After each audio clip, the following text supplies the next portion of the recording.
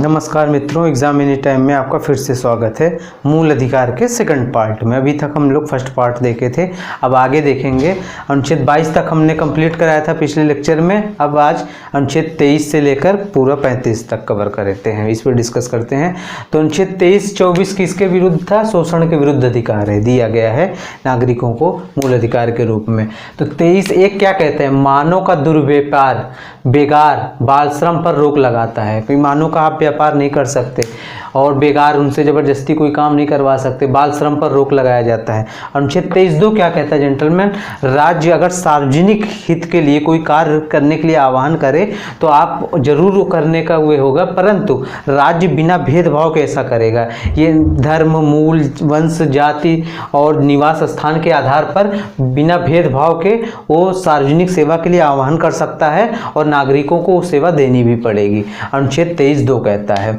अब आते हैं हम अनुच्छेद 24 क्या कहता है। हाँ, इसके तहत अनुच्छेद 23 के तहत रोकने के लिए संसद अनुच्छेद 35 के तहत कानून भी बनाया है। जैसे अनैतिक दुर्व्यापार निवारण अधिनियम 1956 पहला कानून कौन सा हो गया? अनुच्छेद 35 के तहत संसद ने बनाया है अनैतिक दुर्व्यापार निवारण अधिनियम 1956। ये पूछ सकता है ये कौन से 1956 में आया था, कौन सा अधिनियम आया था?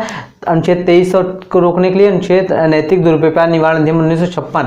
और सबसे इंपॉर्टेंट बंधुआ मजदूरी प्रणाली उन्मूलन 1976 ये कानून बनाए गए हैं इसके लिए, 23 को रोकने के लिए। फिर आते हैं अनुच्छेद 24 में। अनुच्छेद 24 में क्या कहता है जेंटलमैन? कारखानों में बच्चों को नियोजन पर प्रतिबंध, कौन से बच्चों पे? 14 वर्ष से कम वर्ष के बच्चों पर प्रतिबंध लगाता है अनुच्छेद 24। इसके लिए कौन सा कानून बनाया गया है? कानून कारखाना अधिनियम 1948 पहला कानून। बाल श्रम निषेध अधिनियम 1986 जिसका संशोधन अभी 2016 में हुआ है। तो कौन कौन से कानून बनाए गए थे कारखाना में बच्चों को नियोजन पर प्रतिबंध लगाने के लिए? अनुच्छेद 24 के तहत। किसके तहत? अनुच्छेद 24 के तहत। पहला कानून कानून कारखाना अधिनियम 1948, दूसरा बाल श्रम निषेध अधिनियम 1986 जिसका संशोधन अभी कब किया गया? 2016 में। किस अनुच्छेद के तहत संसद ने बनाया? अनुच्छेद 35 के तहत। ये इंपॉर्टेंट है। अब आते हैं हम अनुच्छेद 25 क्या कहता है। अनुच्छेद 25 से 28 तक धर्म की धार्मिक स्वतंत्रता दी गई है। हम आम नागरिक, हम भारतीय नागरिक अपने धर्म के अपने हिसाब से स्वतंत्रता है, उनको धर्म की स्वतंत्रता दी गई है। 25(1) क्या कहता है? अंतःकरण की स्वतंत्रता है, वो किसी भी धर्म को मानने के लिए कोई उनको बाध्य नहीं किया जा सकता है। 25(2) क्या कहता है? इसमें ये दिखाया गया है कि जो सिखों को कृपाण रखते हैं अपने तलवार जैसा, उसका क्या है? अनुच्छेद 35(2) के तहत उनको छूट दी गई है क्योंकि उनके धर्म में ऐसा है। और दूसरा क्या योग किया गया था? हिंदू धर्म के अंतर्गत जैन को भी रखा जाता है, सिख को भी बहुत हो। ये कौन सा? अनुच्छेद 25(2) कहता है। और अनुच्छेद 26 क्या है? धार्मिक संस्थाओं पर धार्मिक संस्थाओं बना, जैसे ट्रस्ट बनाया जा सकता है।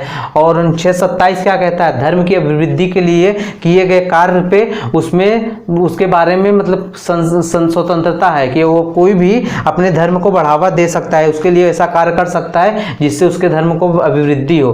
तो इसके विषय में हमें मूल अधिकार के तहत छूट प्रदान की गई है। अनुच्छेद 27 क्या कहता है? अनुच्छेद 27 बता दिया गया कि धार्मिक धर्म की अभिवृद्धि के लिए स्वतंत्रता है। अनुच्छेद 28 क्या किया कहता है? राज्य पोषित, मतलब जो राज्य पोषित है, जिसका राज्य हुए करे, उसी ऐसी शिक्षा संस्थानों में धार्मिक शिक्षा नहीं दी जा सकती।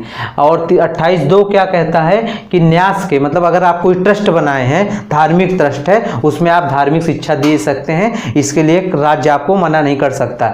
अनुच्छेद 29 क्या कहता है जेंटलमैन? अनुच्छेद 29 कहता है अल्पसंख्यक वर्गों के हितों का संरक्षण करता है। अल्पसंख्यक वर्गों के हितों का संरक्षण करता है, जैसे भाषाई अल्पसंख्यक, उनकी संस्कृति हो गई, तो उनका संरक्षण कैसे? अपने भाषा को सुरक्षित, अपनी संस्कृति को सुरक्षित रख सकते हैं। किस अनुच्छेद के तहत? अनुच्छेद 29 के तहत। और हाँ, एक बार पूछा गया था जेंटलमैन पीसीएस 2019 में कि संविधान कौन कौन से अल्पसंख्यक को डिफाइन करता है? तो संविधान भाषाई आधार पर डिफाइन करता है कि धार्मिक आधार पर डिफाइन करता है? तो संविधान धार्मिक आधार पर नहीं डिफाइन करता है, भाषाई आधार और संस्कृति के आधार पर।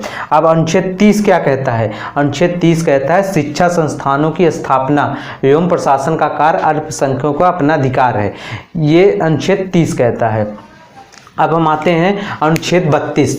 अनुच्छेद 32 क्या है? बहुत इंपॉर्टेंट है। क्यों? क्योंकि इसको संविधान निर्माता डॉक्टर भीमराव अंबेडकर ने इसको जो है मूल आत्मा कहा था। किसकी? संविधान का मूल आत्मा कहा था। क्यों? क्योंकि ये संवैधानिक उपचारों का अधिकार दिया गया है। इसका संरक्षक यानी इस मूल अधिकारों का संरक्षक कौन है? तो मूल अधिकारों का संरक्षक सुप्रीम कोर्ट, सर्वोच्च न्यायालय है। तो इसके तहत 5 उपचार किए गए हैं। पहला है बंदी प्रत्यक्षीकरण। इसमें क्या है कि शरीर को पेश किया जाए, यानी कोई भी अपराधी है या उसको रिमांड में लिया गया है तो न्यायालय कहता है कि 24 घंटे के अंदर मेरे सामने पेश करो, तो क्या है बंदी प्रत्यक्षीकरण, ये उसका अधिकार है। दूसरा है क्या परमादेश। किसी सरकारी अधिकारी जैसे कोई काम ना कर रहा हो, वे इसके लिए न्यायालय उससे पूछ सकता है कि भाई आप ये काम को क्यों नहीं करते हैं, तो ये परमादेश जारी करता है। किसके तहत? किसको? सरकारी अधिकारी को। क्वेश्चन यहीं से पूछता है कि मतलब पेश करने को कौन सा है? बंदी प्रत्यक्षीकरण। और सरकारी अधिकारी को कौन सा आदेश, परमादेश किसको दिया जा सकता है? सरकारी अधिकारी को दिया जा सकता है। प्रतिषेध किसको दिया जा सकता है? न्यायिक और अर्ध न्यायिक संस्था को। किस लिए दिया जाता है प्रतिषेध? उस उच्चतम न्यायालय, उच्च न्यायालय न्यायिक अर्ध न्यायिक संस्था को देते हैं कि अधिकार क्षेत्र के बाहर आप कार्य न करें, अपने अधिकार क्षेत्र में रहकर ही कार्य करें। ये अनुच्छेद ये किसके तहत किया गया? अनुच्छेद 32 के प्रतिषेध के तहत। और ये कब की जाती है? जब कार्रवाई चल रही हो। और प्रतिषेध और उत्प्रेषण क्या है? ये भी अधीनस्थ न्यायालय को ही दिया जाता है। जब सर्वोच्च न्यायालय या हाई कोर्ट, उच्च न्यायालय अपने अधीनस्थ न्यायालयों को उत्प्रेषण जारी करते हैं, लेकिन कि क्या कि आप अधिकारों का उल्लंघन ना करें। ये कब करते हैं? ये कार्रवाई होने के बाद भी जारी कर सकते हैं। और प्रतिषेध कब होता है? केवल जब कार्रवाई चल रही हो तभी प्रतिषेध के तहत। यही दोनों में अंतर है। प्रतिषेध और उत्प्रेषण में क्या अंतर है?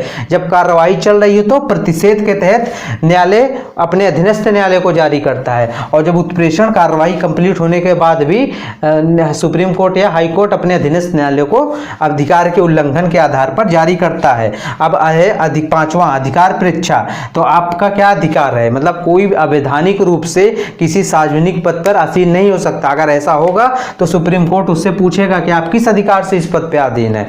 तो ये अनुच्छेद 5 हो गया कि इसके अनुच्छेद 32 के 5 उपचार दिए गए हैं। तो कितने, ये भी कभी कभी पूछ लेता है अनुच्छेद 32 के तहत कितने उपचार हैं? 5। तो ये क्वेश्चन हो गया। अब हम आते हैं अनुच्छेद 33।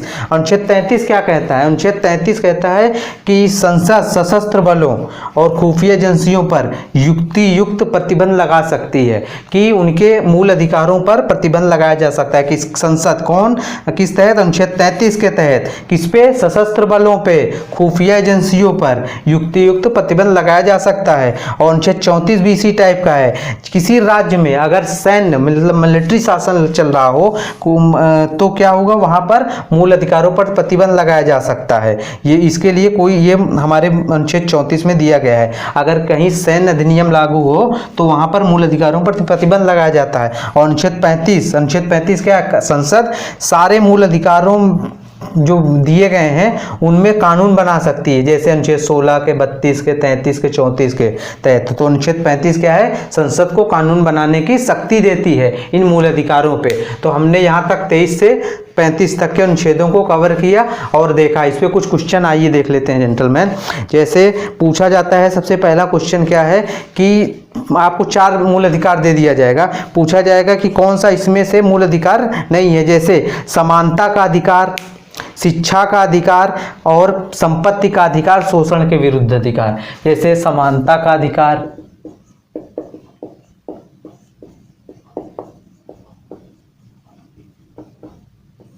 शोषण के विरुद्ध अधिकार,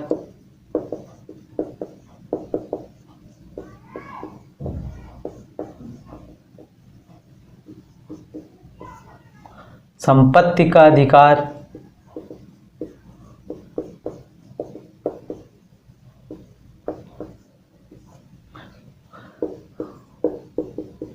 हाँ। अब इसमें पूछा जाएगा कौन सा इसमें मूल अधिकार नहीं है, तो ये संपत्ति का अधिकार। क्यों? क्योंकि पहले मूल संविधान में तो मूल अधिकार में था ये 7वां, पर 44वें संविधान संशोधन द्वारा 1978 में इसको हटा दिया गया, इसलिए संपत्ति का अधिकार मूल अधिकार के तहत नहीं आते हैं। अब एक क्वेश्चन और पूछा गया था कि हाँ, अपनी पसंद का शादी करने का अधिकार किस अनुच्छेद के अंतर्गत आता है? तो किस अनुच्छेद के अंतर्गत आता है? अनुच्छेद 21 के अंतर्गत आता है। किसके अंतर्गत? अनुच्छेद 21 के अंतर्गत। और निजता का अधिकार किस अनुच्छेद के अंतर्गत आता है? अनुच्छेद 21 के अंतर्गत। और 21 का में क्या आता है? शिक्षा का अधिकार।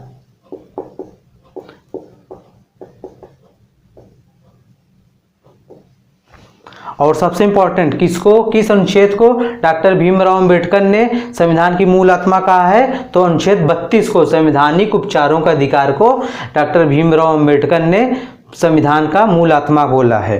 तो अब इस पे कुछ क्वेश्चन हो गए, आगे भी कुछ करें। तो आज मूल अधिकार आपका समाप्त होता है। और कैसा लगा आपको कमेंट में बताइएगा, कुछ रह गया हो तो आगे क्वेश्चन में पूरा किया जाएगा। वीडियो को लाइक और सब्सक्राइब करिए। धन्यवाद।